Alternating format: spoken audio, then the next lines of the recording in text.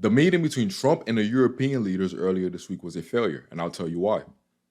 When I was younger, and you all probably experienced this, every time I would start talking to a pretty girl, I started to imagine what would it be like being married to her?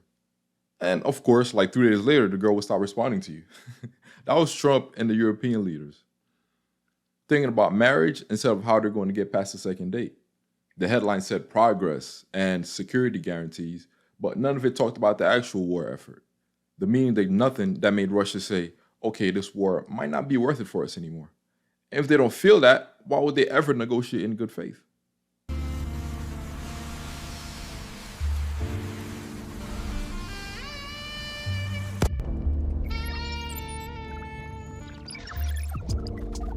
3 days before Europe's White House tour, Trump met Putin in Alaska, and there was no deal, no ceasefires, no concrete anything. That's not me hating, that's just the fact of the matter. Then in DC, Trump holds Zelenskyy and a bunch of European leaders.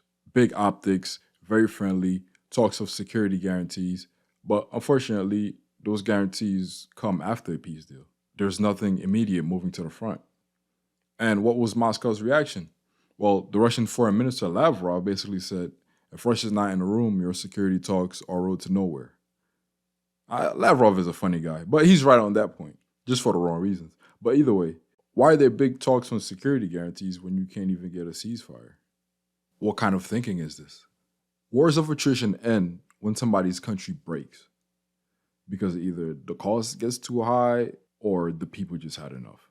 If the Kremlin still believes it can grind forward and outlast Kyiv, why would it not continue stalling? On the ground, Russia's still pushing. I mean, it's no blitzkrieg, but it's pressure, enough to keep Putin believing that he can break Ukraine.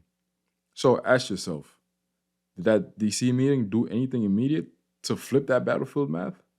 More munitions, new air defenses on planes, industrial orders placed that are going to hit really soon? No.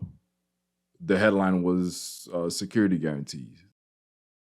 I'm not anti-guarantee. Of course you need guarantees. But they come into effect after the guns go quiet. These leaders are hyping future guarantees while missiles are getting lodged into apartment buildings. Putin did that specifically to troll them.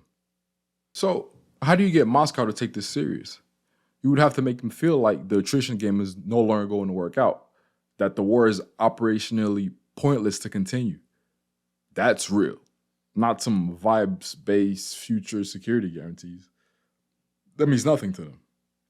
More munitions now, more air defense now, fighter jets now, sanctions that bite today, real industrial output, not meetings on top of meetings.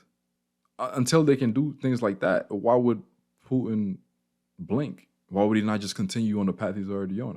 I don't understand. These guys got together, they took some nice photos. This is great. It seems like they're making progress on they're getting friendlier with each other. You know, they're building their relationship. This was more like a team building exercise than it was anything concrete, right? And that's why I call this a failure. Not because people didn't try, because nothing in the meeting translated into battlefield output. Diplomacy is at its most effective when it's leveraged with power and economics. When the guy across the table believes delaying is going to hurt him more than it hurts you. Right now, Putin believes time is on his side. He's advancing slowly. Trump has ADHD. Recruitment pressure in Ukraine, they have to get more bodies. His energy industry is still grinding along. If he thinks he can still win this by force, he won't negotiate any meaningful concessions. Battlefield performance is going to determine how this war ends, not meetings on top of meetings.